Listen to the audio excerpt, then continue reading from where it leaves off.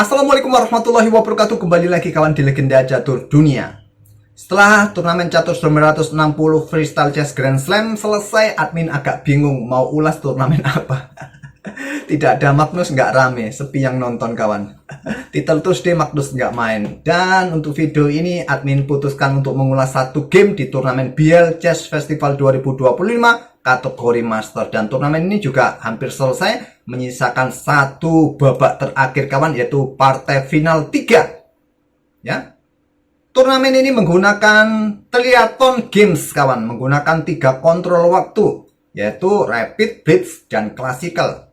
Sama seperti olahraga lainnya ya, triathlon itu ada lari, bersepeda, dan berenang. Kalau di catur menggunakan 3 kontrol waktu, Rapid, Blitz, dan Classical. Tapi sebelumnya juga mereka mengawali dengan permainan Rapid Catur 960. Untuk kelas Master diikuti oleh 6 Grandmaster. Di permainan triathlon kawan, turnamen ini dipimpin oleh Arafin Citambaran dengan 27 poin, diikuti Salim Saleh, Vladimir Fedosev, Volodar Mursin, Radoslav Wojtaszek, dan Fredrik Sven. Dan 4 pemain ini kawan diambil diadu di partai final. Dan sementara sampai 2 game di partai final, Arafin Citambaran bersama Volodar Mursin dengan masing-masing 1 kemenangan 1 kali remis. Diikuti Salim Saleh dan Vladimir Fedosev. Dan kebetulan Volodar Mursin, Arafin Citambaran ini kawan akan berjumpa di partai terakhir untuk menentukan siapa yang keluar sebagai pemenangnya. Final ketiga. Kita tunggu siapa pemenangnya. Mungkin sebagian kawan-kawan juga tanya, Bang, kenapa nggak ulas Piala Dunia Catur Wanita? Ya, kita tunggu partai final aja kawan, karena memang sepi peminat untuk catur wanita ya. Walaupun juga hampir selesai, tinggal 1 partai di semifinal yang melanjutkan ke tiebreak. Di partai yang lain, Divya Desmah berhasil melaju ke partai final, menunggu hasil Hampi Koneru seniornya melawan Li Tengji.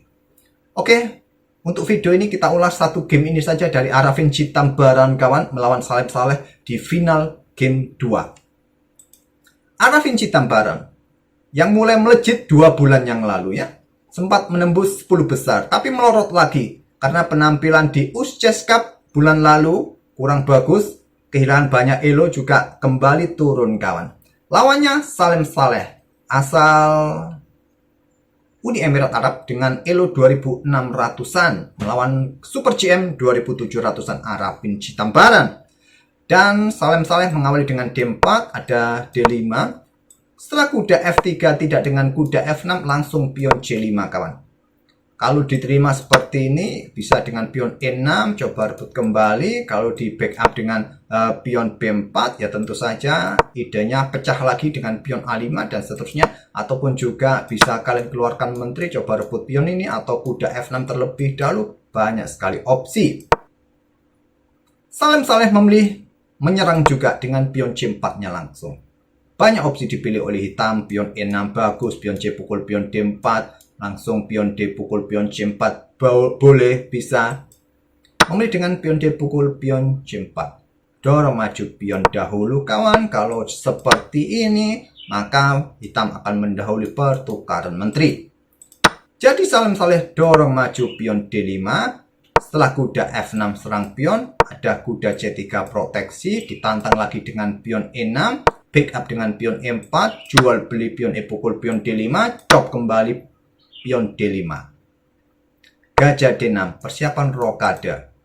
Gajah ambil pion C4, kedua pemain rokade pendek.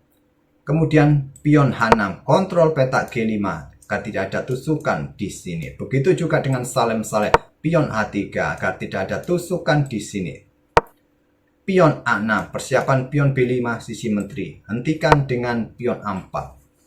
Oh ya, admin tadi sedikit tidak memberikan penjelasan di mana hitam punya pion solid sayap menteri ya, sedangkan ada 1 pion pusat putih sendirian. Dibilang bagus nggak bagus, sendirian juga jelek kawan ya. Ya, tergantung yang main nanti seperti apa. Apakah mampu mempertahankan pion center sendirian ini? Kita lihat saja. Kemudian gajah F5 dikeluarkan terlebih dahulu agar kuda ini bisa berkembang ke petak D7. Mengawasi diagonal H7 B1. Kuda H4 serang gajah, dipertahankan mundur ke H7 oleh Arapin, kemudian gajah D3. Nah, posisi gajah ini jelek, kawan. Jeleknya kenapa? Karena dia mengawasi satu diagonal saja. Sebetulnya bagus ya diagonalnya yang diawasi ini, tapi putih masih punya gajah yang bisa netralisir kekuatan gajah sniper di diagonal ini. Dan gajah ini tentu posisinya jelek, harus segera ditukarkan. Jangan tunggu lama-lama. Karena posisi gajah berada di tepi papan seperti ini terbilang jelek. Jadi Arafin menukarkan gajah pul gajah D3, ambil balik, dan sekarang kuda C6. Langkah bagus, petak yang bagus buat kuda untuk mendapatkan kontrol di center, kawan. Bisa juga berkembang ke petak D7, cuma dia nggak bisa kontrol ya petak D4 ini. Kalau di C6 kan bisa kontrol. Tapi itu langkah pengorbanan, Bang. Ya, pengorbanan ini adalah pengorbanan racun. Sangat beracun, karena jika pion ambil kuda C6, jelas kalian bisa melihatnya. Jelas kalian bisa melihatnya ya. Wassalam Menteri Putih. Jadi, ya dibilang brilian, nggak brilian ya. Sama sekali nggak brilian. Simple sekali taktik seperti ini. Ya, idenya kontrol petak pusat ya. Ada kuda F5 menyerang gajah. Kuda E7 menyerahkan gajah atau menantang pertukaran kuda. Kuda pukul kuda bagus menurut engine atau backup menteri ini agar mendapatkan sokongan, kawan, langkah kuat. Memilih dengan kuda mundur ke E3. Dengan kuda pukul kuda E7, menteri ambil balik. Mungkin menteri ini hanya digeser saja ke F3 atau kalian jangan ambil gajah. Tapi beberapa langkah berikutnya pun kalau kalian yakin boleh saja ditangkap. Karena nanti akan jadi seperti ini, kawan. Menteri ambil balik, diikuti benteng D1, perkuat posisi pion, tapi ada benteng AD8, kembangkan gajah E3, siap caplok pion yang di sini, kawan. Kuda caplok pion D5, caplok kembali oleh kuda. Benteng AC1 coba rebut pion di sini, menusuk menteri benteng. Mungkin balasannya menteri E6, gajah ambil pion di situ. Kalau bentengnya digeser atau backup, sebelum menteri tadi geser ya, backup pion di sini, kawan, ya bisa ditantang lagi supaya pion ini bisa terpecah. Ya, engine lebih suka dengan menteri geser ke E6, gajah ambil pion serang benteng, kuda serang menteri terlebih dahulu. Nah, menteri F3, kuda E2 cek, raja geser, kuda caplok benteng, mungkin gajah ambil benteng F8 dulu, benteng pukul benteng, menteri ambil balik, dan menteri C4. Ini jalurnya jika kalian sikat gajah di petak D6 tadi, kawan. Ya, putih bermain dengan gajah, kalian bermain dengan kuda. Ya, dirasa masih imbang. Tapi ambil kuda yang lebih kuat untuk mendapatkan komposisi perwira yang sama, seimbang. Kuda mundur ke E3, proteksi pion. Ada menteri C7, berikan tempat buat benteng-benteng segera keluar juga dengan dukungan gajahnya, kawan. Sewaktu-waktu bisa mendefleksikan posisi raja bergeser. Ada benteng D1, benteng AD8, kemudian menteri ke C4. Sedikit slip, kuda G4 yang kuat di sini. Jual beli petak G4, ambil balik, dan mungkin benteng F ya ke E8. Bisa lanjut pion A5. Dengan geser menteri ke C4, ada benteng D7. Siap doubling sepertinya, kawan. Untuk menekan pion sendirian di center lajur D. Benteng angkat ke A3. Kesalahan pertama dari Salem Saleh. Pion A5 lebih disarankan oleh engine atau pion B3 saja. Pion B3 ada opsi gajah ini berkembang lewat diagonal gelap panjang ya.